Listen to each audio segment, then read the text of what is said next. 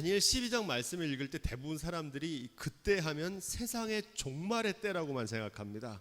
그런데 이 그때는 우리가 쭉 전체 말씀을 읽어보니까 그 앞에 11장에 나왔던 적그리스도, 그 에피파네스의 최후의 날, 적그리스도가 최후의 심판을 받는 날을 가리켜서 그때에 이렇게 말합니다. 그에게는 심판의 날인데 동시에 이스라엘 백성들에겐 그날이 어떤 날입니까? 구원의 날이잖아요. 어떻게 생각하시면 되냐면 1945년도 8월 6일에 일본 히로시마에 원자폭탄이 떨어집니다. 그때 일본의 천황이 그것을 보고서 무조건 항복을 선언합니다. 그래서 8월 15일 일본 제국주의는 패망한 날이잖아요. 동시에 우리에게는 어떻습니까? 그날이 해방의 날이잖아요. 마찬가지로 그때의 에피파네스가 최후의 심판을 받는 날이 하나님의 성도들은 최후의 승리의 날, 구원의 날이 되는 줄로 믿습니다. 이게 심판과 구원의 양면성이라는 거예요. 그래서 이 최후의 심판과 최후의 승리가 동시에 일어난다는 겁니다. 대환란과 대박해의 때에 사람들이 둘로 구분됐다고 그랬죠. 믿음을 끝까지 지키는 순교자들이 나오고 동시에 어떤 사람들이 나옵니까? 배교자들이 나온다고 그러잖아요. 이게 똑같은 거예요. 환란 때에 심판과 구원의 양면성이 나타나는 것처럼 믿음을 지키는 사람이 있고 믿음을 저버리는 사람이 나오고 알곡과 쭉정이가 드러나요. 위기의 순간에, 환란 날에. 개인적인 종말의 순간에도 마찬가지죠. 개인적인 종말을 뭐라고 그랬습니까? 죽음의 순간이잖아요. 이 순간에 어떻게 됩니까? 어떤 사람은 영원하신 아버지 품에서 눈을 뜨는 영생을 맛보게 되고, 하나님을 경외하지 않고 내 멋대로 살던 사람은 그날이 어떤 날입니까? 영벌에 이르는 날입니다.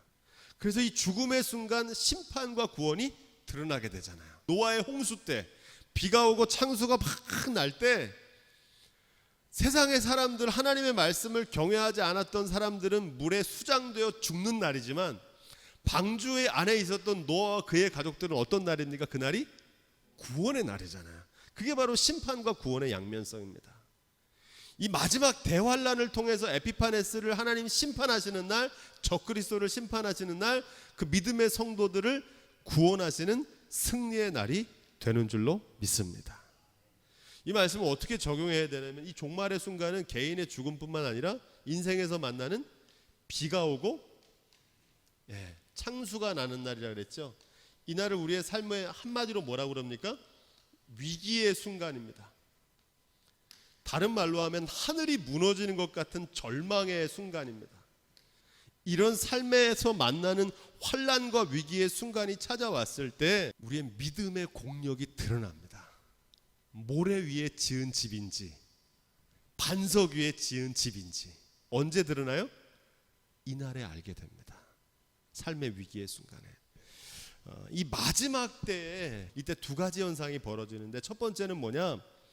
민족을 호위하는 천군 미가엘이 일어날 것이다, 이렇게 말합니다. 언제? 그때에. 동시에 뭐도 오냐면 또 환란이 찾아오는데, 개국 이래에 이스라엘이 지금까지 생긴 이래에 많은 전쟁을 겪었지만 지금까지 겪어보지 못한 대환란이 일어날 거라는 겁니다.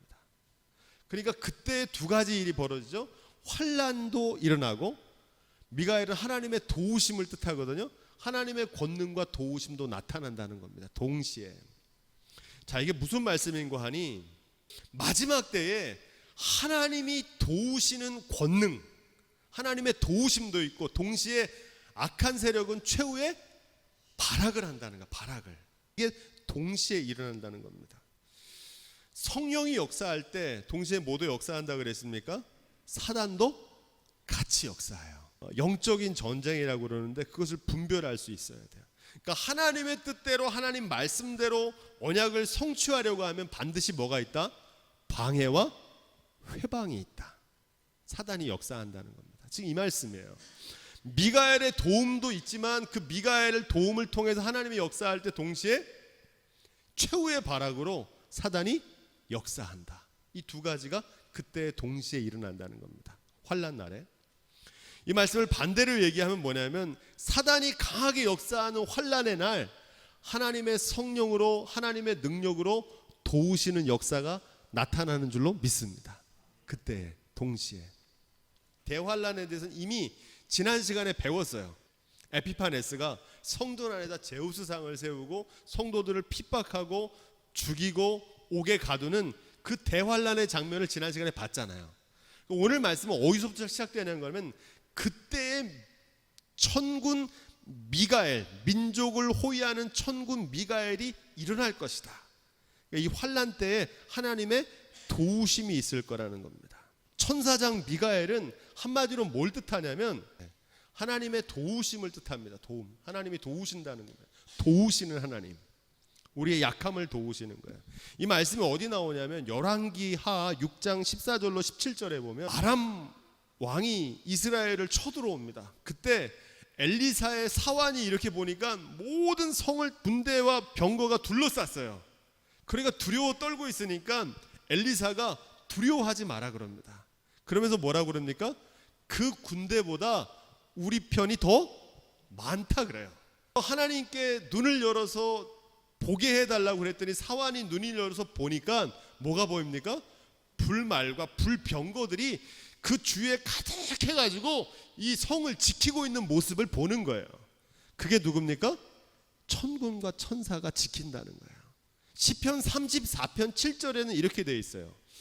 여호와의 사자가 주를 경외하는 자를 둘러 진치고 저희를 건지시는도다. 할렐루야. 누가 건지세요? 여호와의 사자가 건지신다는 거예요. 그러니까 주님께서 천사를 보내셔서 도와주신다는 거예요. 언제? 환난 날에. 시편 46편 1절부터 3절 요건 좀 찾아보겠습니다. 하나님은 우리의 피난처시요 힘이시니 환난 중에 만날 큰 도움이시라. 아멘. 그렇죠. 환난 중에 만날 도움이시다 그러잖아요. 하나님께서 도와주신다는 거예요. 계속 읽어보겠습니다. 시작. 그러므로 땅이 변하든지 산이 흔들려 바다 가운데 빠지든지 바닷물이 흉흉하고 뛰놀든지 그것이 넘침으로 산이 요동할지라도 우리는 두려워하지 아니하리로다. 셀라. 이 믿음이 저와 여러분 가운데 있기를 주님의 이름으로 부탁을 드립니다. 환난이 찾아오면 동시에 뭐도 있어요? 하나님의 도우심도 있다는 거예요. 시편 91편 12절에 보니까 이런 말씀이 있습니다. 저가 너를 위하여 그 사자들을 명하사 내 모든 길에 너를 지키게 하심이라. 저가 그 손으로 너를 붙들어 발이 돌에 부딪히지 않게 하리로다. 자, 로마서 8장 26절도 찾아보겠습니다. 이와 같이 성령도 우리 연약함을 도우시나니 우리가 마땅히 빌바를 알지 못하나 오직 성령이 말할 수 없는 탄식으로 우리를 위하여 친히 간구하시느니라. 아멘. 누가 도우신다고 그래요? 성령이 도우신다고 그래요. 성령. 이 성령은 삼위일체 되신 하나님 가운데 한 분이신데 이 성령을 한마디로 뭐라고 그러냐면 우리와 함께 하신 하나님이라고 그러고 더 정확하게 얘기하면 도우시는 하나님이에요. 도와주신단 말이에요. 성령을 통해서 도와주시는 거예요. 구약 시대에는 미가엘을 보내서 하나님의 사자를 통해서 역사하셨고 이 신약의 시대에는 주님께서 위로부터 부어오시는 성령의 능력으로 저와 여러분들을 환난 날에 도우시고 인도해 주시는 줄로 믿습니다. 두려워할 게 아니라 환난이 찾아오면 어떻게 해야 돼요? 하나님의 도우심을 구해야 되는 거예요. 많은 사람들이 환난이 찾아오고 어려운 일이 찾아오고 위기가 찾아오고 키를 넘는 문제가 찾아오면 하나님의 도우심을 구할 생각을 하지 않고 주저앉아서 두려워해요. 낙심하고 염려해요. 누구든지 주의 이름을 부르는 자는 구원을 얻으리라. 사람은 위기에 몰리면요 자기가 의지하는 걸 찾게 돼 있어요. 붙들게 돼 있거든요. 주님의 이름을 부르시기를 주님의 이름으로 부탁을 드립니다. 죽음의 순간 막 고통이 엄습해 오거든요. 두려움이 엄습해 오고 어둠이 엄습해 올 때 주의 이름을 부르십시오. 주님께서 우리를 구원하실 줄로 믿습니다. 마지막 말씀은 뭐냐면 그때에 내 백성 중에 무릇 책에 기록된 모든 자가 구원을 얻을 것이다 이렇게 되어 있습니다. 이 말씀을 잘 보면 그때는 언제냐면 마지막 때거든요. 심판의 날과 구원의 날, 환난의 날. 이 종말은 과거와 현재와 미래, 모든 시간을 가리킵니다. 이 과거는 뭐냐면 역사 속에서 경험했던 환난과 핍박입니다. 지금 오늘 말씀이 어떤 역사를 기록하고 있어요? 에피파네스가 쳐들어와 가지고 성전을 유린하는 그런 역사를 경험했잖아요. AD 70년에 로마 제국이 똑같이 쳐들어와 가지고 에피파네스가 박해한 것처럼 초대교회 성도들을 엄청나게 박해합니다. 로마의 장군 티투스가 그렇게 하고 네로 황제가 하고 도미티안이 박해를 해요. 시대는 다르지만 적대자가 하는 일, 적그리스도가 하는 일은 똑같아요. 이때만 얘기하는 게 아니라 우리가 삶에서 만나는 고난과 위기가 있잖아요. 환난, 비가 오고 창수가 나는 날, 내 힘으로 해결할 수 없는 삶의 문제를 만날 때에도 하나님께서 우리를 구원하게 하시고 승리하게 하시는 줄로 믿습니다. 뿐만 아니라 미래의 순간, 장차 일어날 언제 올지는 몰라요. 하지만 이 땅에서 대환란, 그때도 에피파네스 같은 적그리스도가 나타나서 왕노릇하고 성도들을 핍박하지만 주님께서 다시 오셔서 우리를 구원하시게 하시고 승리하게 하시고 영광스럽게 하실 줄로 믿습니다. 이 모든 때를 가리켜서 마지막 때다 이렇게 얘기합니다. 이게 중요합니다. 자, 그 마지막 날 어떤 일이 벌어지느냐? 내 백성 중 무릇 책에 기록된 모든 자가 구원을 얻으리라 이렇게 말합니다. 여기서 이 말씀을 잘 보셔야 되는데 모든 사람이 구원을 얻는다는 말로 이 말을 오해하면 안 됩니다. 환난 날에 모든 사람이 구원을 얻는 게 아니에요. 내 백성 중에, 그러니까 백성이라고 다 구원받는 게 아니에요. 하나님 백성이라고. 그 중에 어떤 사람만 구원받는다는 거예요? 책에 기록된 모든 사람들. 이 말씀은 마태복음 7장 21절에 예수님께서 이렇게 말씀하십니다. 나더러 주여 주여 하는 자마다 다 천국에 들어갈 것이 아니요. 어떤 사람만 들어가요? 다만 아버지의 뜻대로 행하는 자라야 들어가리라. 그 말씀과 일맥상통하는 거예요. 그러니까 책에 기록된 사람, 자격이 있는 사람만 들어간다는 거야. 이 책에 기록된 모든 자가 누구냐? 에스겔 9장 3절로 6절. 그룹에 머물러 있던 이스라엘 하나님의 영광이 올라 성전 문지방에 이르더니 여호와께서 그 가는 베옷을 입고 서기관의 먹그릇을 찬 사람을 불러 이르시되 너는 예루살렘 성읍 중에 순행하여 그 가운데 행하는 모든 가증한 일로 인하여 탄식하며 우는 자의 이마에 표하라 하시고 아멘. 이렇게 되어 있어요. 이 말씀은 무슨 뜻이냐면 먹그릇을 차고 있는 이분은 누구냐면 요한계시록에 나오는 예수 그리스도, 어린 양 예수 그리스도입니다. 이분이 하는 일이 뭐냐면 예루살렘 성을 다니면서 모든 가증한 일, 우상 숭배하고 하나님을 저버리고 배반하는 일들을 바라보면서 탄식하며 우는 사람.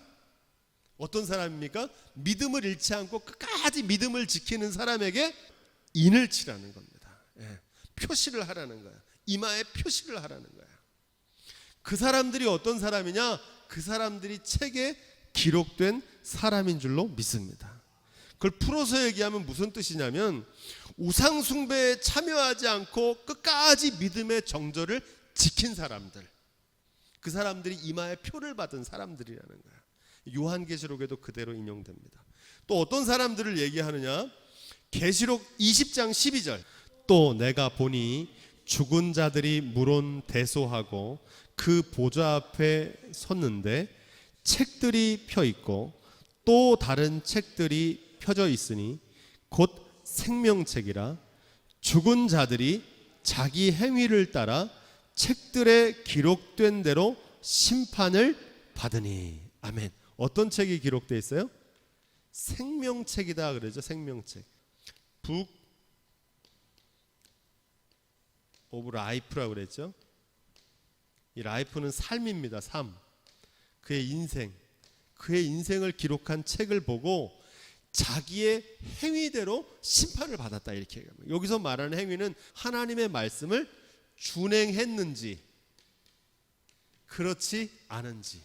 예수님께서 나더러 주여 주여 하는 자마다 다 천국에 들어갈 것이 아니오 아버지의 뜻대로 행하는 자라야. 그 행한다는 게 뭡니까? 준행하는 거거든요. 특별히 언제? 위기의 순간에, 환난이 닥쳐왔을 때, 위기의 순간에도 그 말씀을 준행했던 그 사람들이 생명책에 기록된 대로 심판을 받게 되는 줄로 믿습니다. 마태복음 25장 31절에 보면 인자가 자기 영광으로 모든 천사와 함께 올 때 자기 영광의 보좌에 앉으리니 모든 민족을 그 앞에 모으고 각각 분별하기를 목자가 양과 염소를 분별하는 것 같이 하여. 오른편은 양, 그래서 이 편은 영생에 들어가고 좌편은 염소, 이 편은 영벌에 들어갈 거다. 그런데 그 심판의 기준이 뭡니까? 이에 임금이 대답하여 가라사대 내가 진실로 너희에게 이르노니 지극히 작은 자 하나에게 하지 않은 것이 곧 내게 하지 않은 것이다. 그러면서 뭐라고 말씀하시냐면 저희는 영벌에, 저희는 영생에 들어가리라 하시니라. 그러니까 영생과 영벌의 기준이 어디 있냐? 마지막 날 하나님의 심판의 기준이 어디 있습니까? 지극히 작은 자에게 행한 것. 어떻게 행했냐? 그걸 보시고 심판하신다는 겁니다. 한마디로 나의 삶이, 일상생활에서 벌여던 나의 삶이 하나님의 심판대 기준이 된다는 사실입니다. 이 말씀을 예수님 다른 말로 뭐라고 그랬냐면 열매로 그 나무를 알리라 그랬거든요. 무슨 열매입니까? 삶의 열매. 정확합니다. 하나님의 심판의 기준은. 두려워할 필요가 없어요. 심은 대로 그대로 거두게 하세요. 책에 기록된 자가 누군지 아시겠죠? 아무나 그러니까 다 그날의 환난 날에 구원받는 게 아니라 내 백성 중에 무릇 책에 기록된 모든 자들만 구원에 이르게 되는 줄로 믿습니다. 자, 이제 2절 말씀을 계속해서 읽어보겠습니다. 2절. 땅의 티끌은 뭘 얘기하냐면은 우리가 한 줌의 재로 돌아갈 수밖에 없는 존재잖아요. 그러니까 죽을 수밖에 없는 존재인데 그 죽음을 통해서 두 가지 운명이 갈라지는 겁니다. 한 사람은 영원한 생명, 영생에 들어가게 되고 또 다른 사람들은 어떻게 돼요? 영원한 수치에 놓이게 된다. 이렇게 얘기합니다.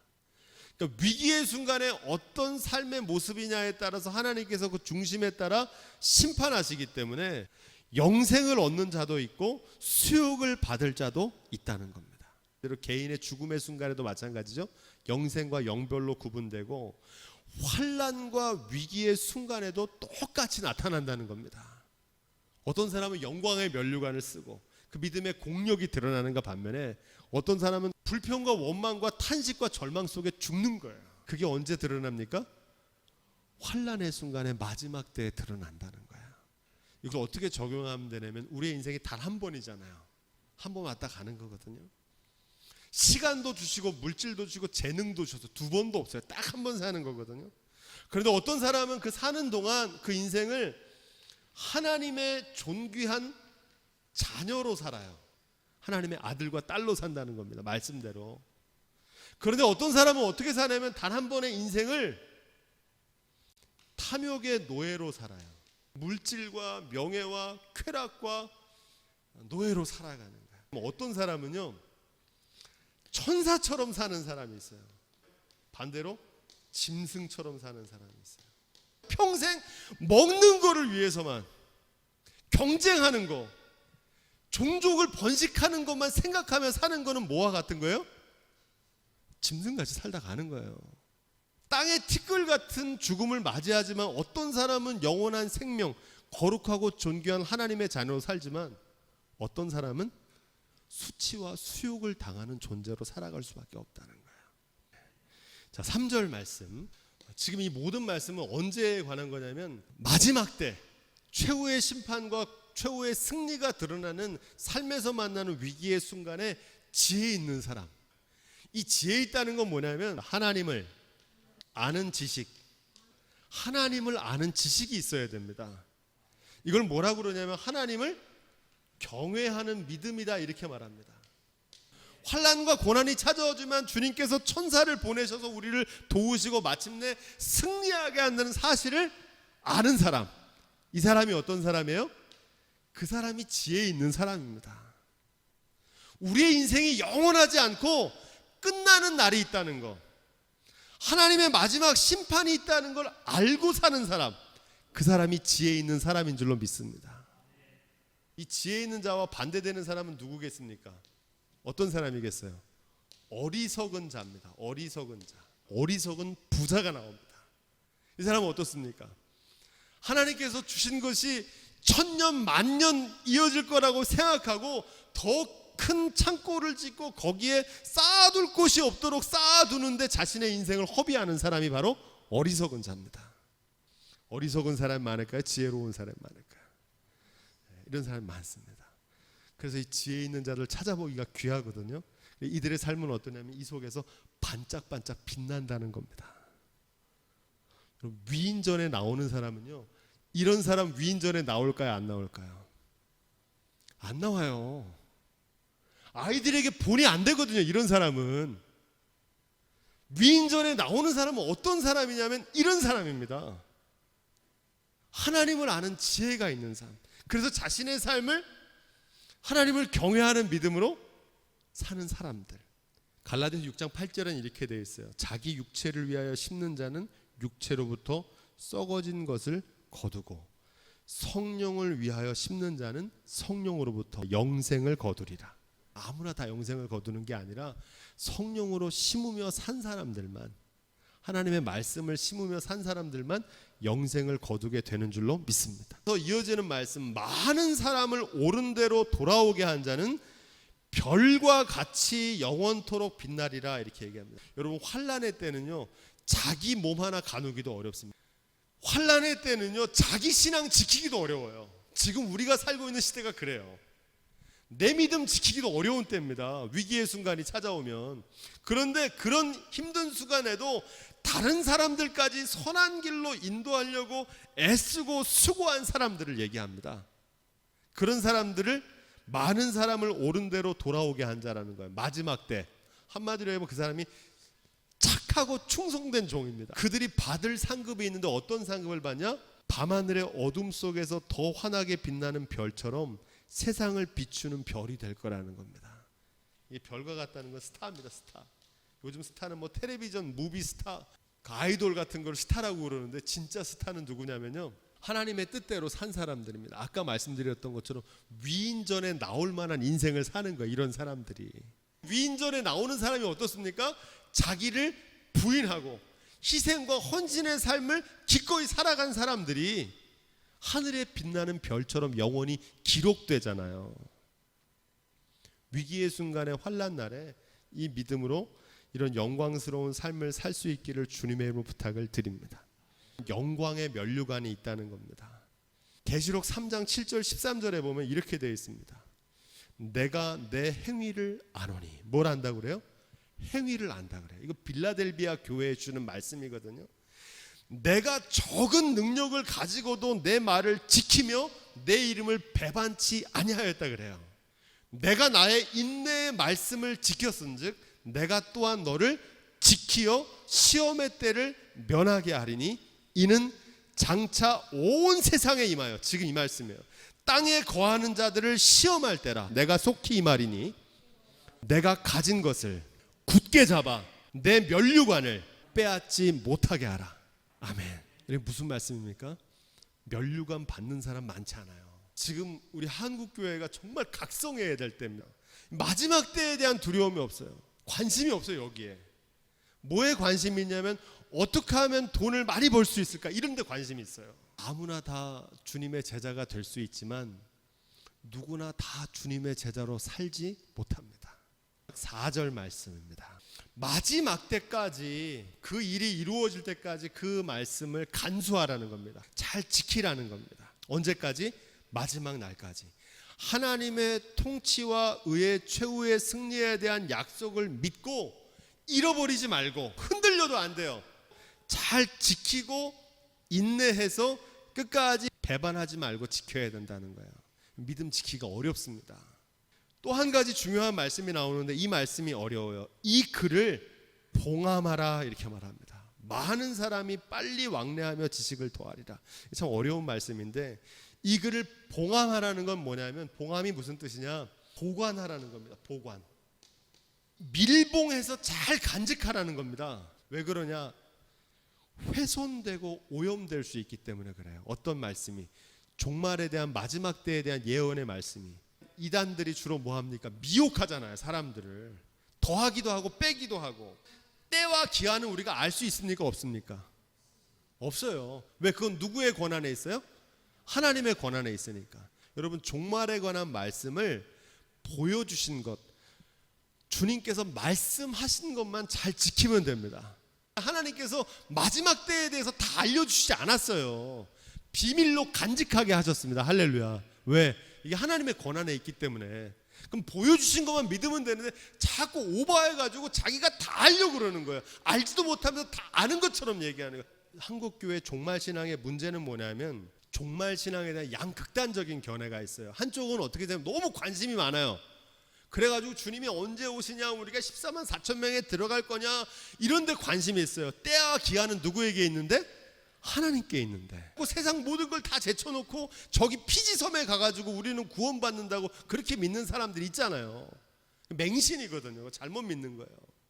근데 그보다 더 심각한 사람들이 있어요. 종말에 대해서 이게 더디 오니까 종말이 없을 거라고 생각하는 거예요. 분명히 최후 심판과 마지막 때가 있다고 주님께서 말씀하시는데 그 말씀을 제쳐놓고 이 땅에서 천년 만년 살 것처럼 사는 사람들, 양극단이에요. 어떤 사람은 너무 지나치고 어떤 사람은 관심이 없어요. 멋대로 함부로 해석하지 말고 그대로 간직하라는 겁니다. 봉함하라는 의미는 그런 의미예요. 자, 그런데 지금은 그 마지막 때에 대한 말씀이 정확하지 않지만 가려져 있기 때문에, 하지만 그날에는 확실히 알게 될 줄로 믿습니다. 누가복음 17장 27절로 30절에 보면 예수님께서 마지막 때에 대한 말씀을 하는데 이렇게 얘기합니다. 노아의 때에 된 것 같이 인자의 때도 그렇게 되리라 이렇게 말합니다. 무슨 얘기냐면, 노아가 방주에 들어가던 날까지 사람들이 먹고 마시고 장가들고 시집가더니 홍수가 나서 저희를 다 멸하였으며, 롯의 때와 같다는 건 뭐냐, 사람들이 먹고 마시며 사고 팔고 심고 집을 짓더니 롯이 소돔에서 나가던 날 하늘로부터 불과 유황이 비오듯 하여 저희를 멸하였느니라. 그러면서 이렇게 되어 있습니다. 인자의 나타나는 날도 이러하리라. 지금은 희미하고 봉함되어 있기 때문에, 가려져 있기 때문에 우리가 다 알 수는 없지만 그날에 하나님의 심판이 나타나는 날 확실하게 알게 될 줄로 믿습니다. 그래서 지금은 무관심하기도 하고 지금은 뭐 이렇다 저렇다 자기 마음대로 해석하기도 하지만 그날에 확실하게 알게 될 줄로 믿습니다. 평안한 때는요, 종말을 경고해도 사람들이요 무시합니다. 지금 이 다니엘 말씀을 아무리 얘기해도 사람들이 별로 관심이 없어요. 아유, 우리 사는 게 중요하지 무슨 마지막 때가 뭘 중요하고 이 어려운 말씀 뭐하러 보냐 이렇게 생각해요. 근데 이 말씀은 뭐에 대한 말씀이냐면, 마지막 때의 위기의 순간에 삶에서 환난을 만난 사람에게는 그들이 믿음을 지킬 수 있는 능력의 말씀이 되는 줄로 믿습니다. 그 사람들한테 필요한 거예요. 이 말씀은 그때까지 봉합해 놓으라는 거예요. 잘 보관하고 있어야 되는 거예요.